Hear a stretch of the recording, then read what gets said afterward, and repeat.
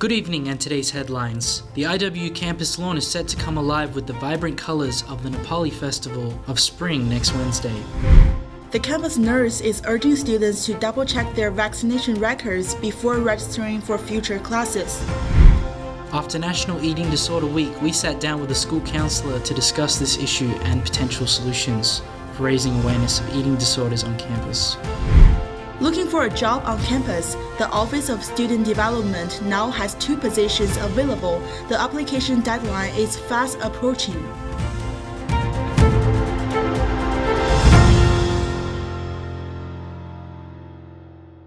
Good evening and welcome to the IWInsider, your source for the latest news and updates from Iowa Wesleyan University. I'm Bryce Gomes. And I'm Hua. It's Sunday, March 12th. I hope everyone had a great spring break. We're at the beginning of week 9. The upcoming Wednesday, March 15th, a 2-hour celebration of Holi will take place at the IW campus lawn.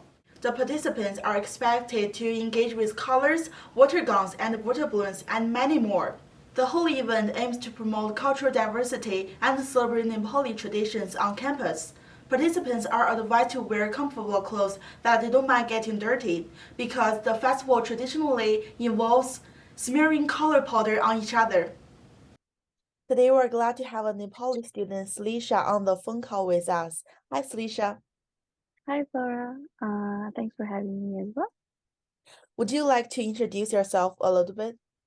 So I'm, like Flora said, I'm from Nepal, and I'm a sophomore doing digital media design in Iowa Wesleyan University.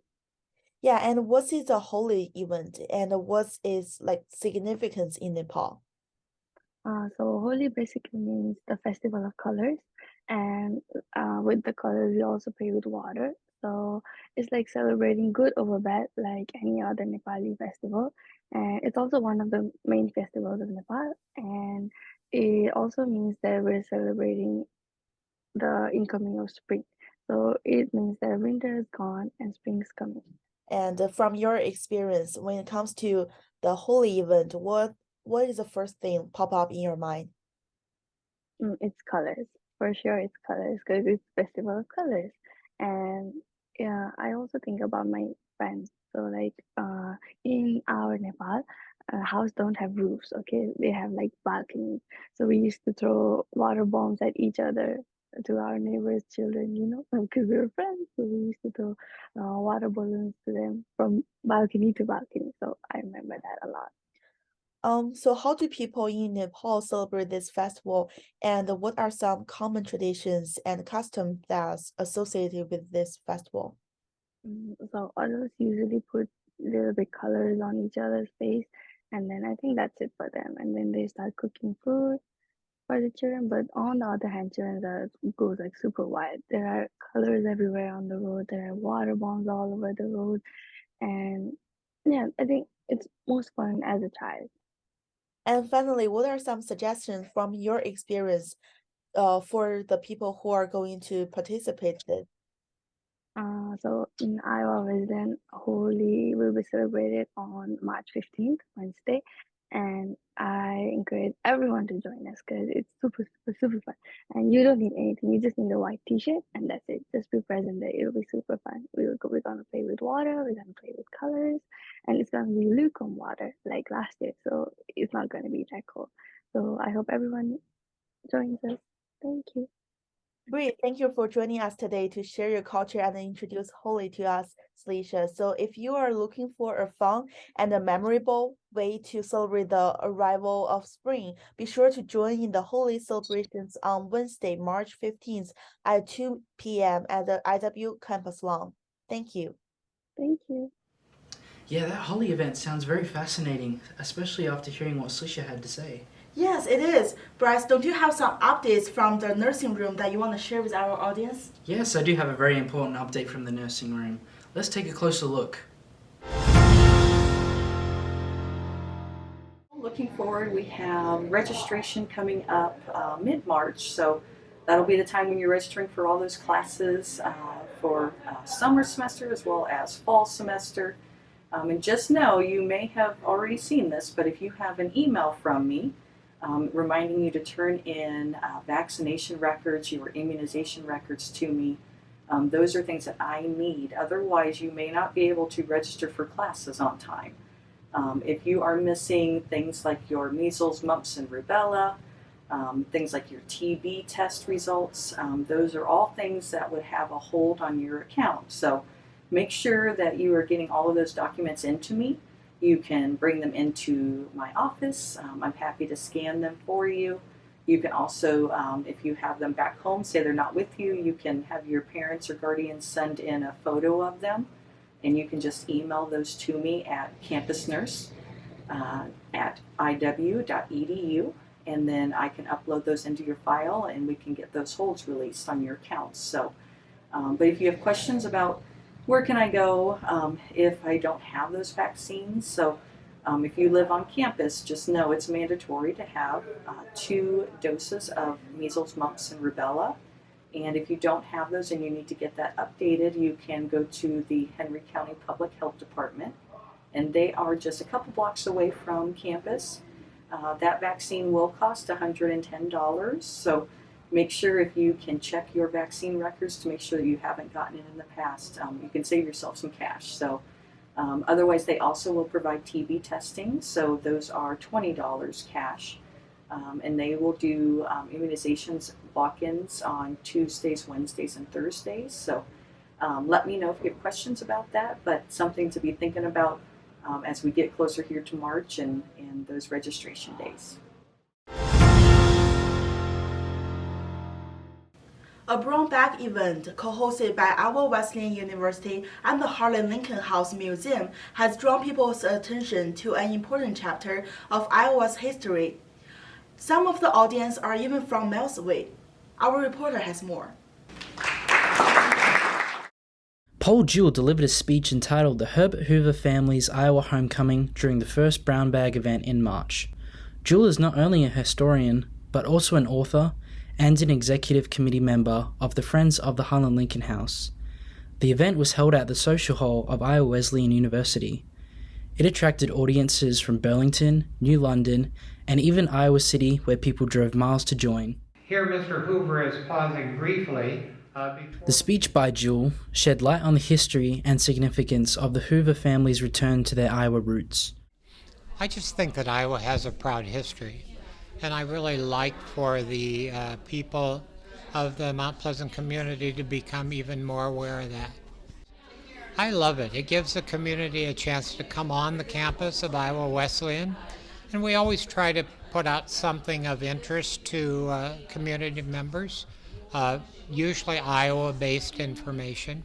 So I was really pleased at the large turnout we had today. This is a historic campus over the years, with a lot of politicians coming and going.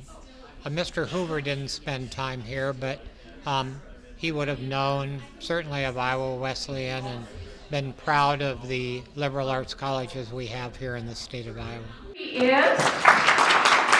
The event was organized by the Harlan Lincoln House, a museum that aims to preserve and promote the history and heritage of the Harlan Lincoln family in Mount Pleasant, Iowa. Their efforts in bringing Jewell to speak at the event were appreciated by those who attended. Iowa Wesleyan University has a significant historical connection with the Harlan Lincoln House Museum, with this event marking yet another successful collaboration between the two. Yeah, so the Harlans have a deep-rooted history with the university. Actually, James Harlan is the reason that Iowa Wesleyan became associated with the Methodist Church. He started to grow the university into something more like it had. He had funding made for the second building on the campus. So it really starts at the bare bones because Harlan is so important to the beginnings of the college. And then, furthermore, when we get into the Lincoln connection, having the Lincolns here in Mount Pleasant, how that really enriches the culture of Mount Pleasant and of the university as well. Sure, yeah. I mean, it's so important to study history because knowing the past allows us to understand the present and then hopefully predict what can happen in the future. So all history is very important to engage with, to work with, to really master as much as we can and open ourselves up to as many observations, interpretations as we can. The house is open weekdays from 1 to 4 for tours, or you can talk to me and I arrange a meeting outside of that. I'm always happy to show people around. If students are interested in museums, I'm happy to show them things about like inventorying artifacts or collections care or just understanding what really goes into a museum. The speech left audience members feeling inspired and informed. Oh, I've heard Paul talk many, many times. He's such an expert on so many fields, but talking about Harlan Lincoln here, he's done this many, many times. He feels so strongly about Iowa. He's from Iowa and his heritage, so his historical research has been on Iowa, and Herbert Hoover is just a natural person for him to highlight in his talk, and he does great research, very, very good research. People look forward to more engaging brown bag events in the future. Last week was National Eating Disorder Week. Iowa Wesleyan University took the opportunity to raise awareness about this serious issue. School counsellor Lauren Biggert offered free and confidential consultations to students. So today we're here joined with Lauren, the mental health counsellor for IW campus. We're delighted to have you in the studio here today, Lauren. Thank you so much for having me. Could you tell us a little bit more about National Eating Disorder and why it's so important to raise awareness about eating disorders? Yes, so we just had our National Eating Disorder Week, and we paid awareness of it on campus from February 27th through March 3rd. So what we did to raise awareness of it on campus was we sent an email out to all of our students. Part of what we do for raising awareness is letting students know about eating disorders. We let them know what common eating disorders are, a little information about it, and then also raise awareness by giving them information about what resources we have on campus for students. Well, that's great. What inspired you to offer this consultation on campus? Yeah, so that's a really great question, because I don't think we talk about eating disorders very often on campus. It's something that happens all the time, and this is actually kind of a unique thing to talk about because this is a special age group where it happens a lot. So we wanted to pay special awareness to it so students know that they can come in for a free consultation at any time to talk about eating disorders. So with that, how did your students respond to the consultation services? Yeah, so they responded really positively to that. We had quite a few come in, and they're students that I don't see very often, so it's really nice to see that they actually read their emails to that, and they came in. They didn't all make consultation appointments, and that's totally fine. If my door is open, they're welcome to come in. So with that mental health disorders, what would you say is the most common misconceptions about them? Yeah, I think that one of the most common misconceptions is that they are alone in it. Eating disorders are very private, that they kind of feel like ashamed, that they don't want to talk about it very often. So I think that that's a big misconception, that they feel alone and wanting to hide this a lot. But you're not alone. This is actually one of the biggest mental health disorders. So if you are struggling with it, know you're not alone, and it's something you can also come and get help for. So in your experience as a school counsellor, what advice would you give to our students here at Iowa Wesleyan? I would encourage you to know that you're not alone in that and that there is treatment for it. Eating disorders are one of the toughest things to face, and they're actually one of the most deadly too. So if you are feeling like you are wanting to seek help for it, I'm happy to talk to you at any time.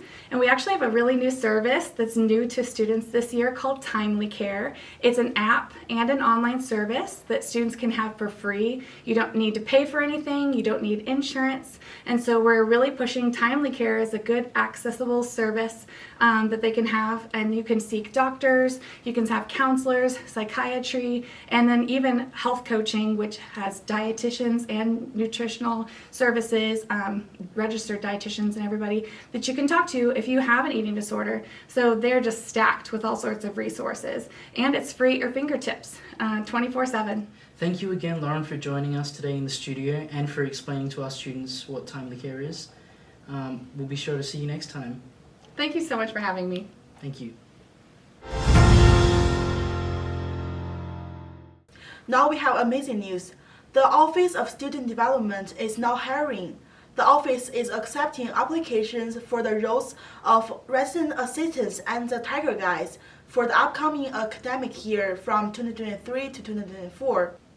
The deadline for applications has been extended to March 15th at 11:59 p.m., giving interested students more time to apply.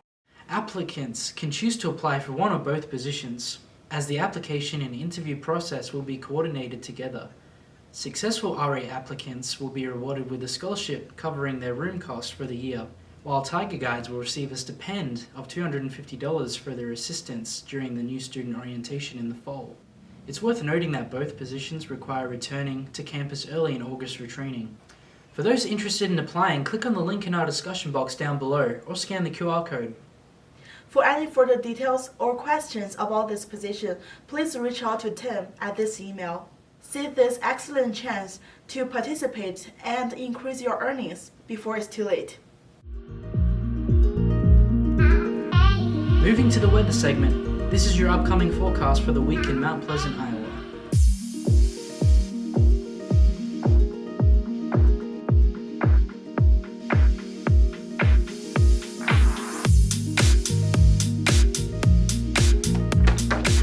And that's all for today's program. Thanks for watching. I'm Jingyuan Hua. I'm Bryce Gomes. We'll see you next week.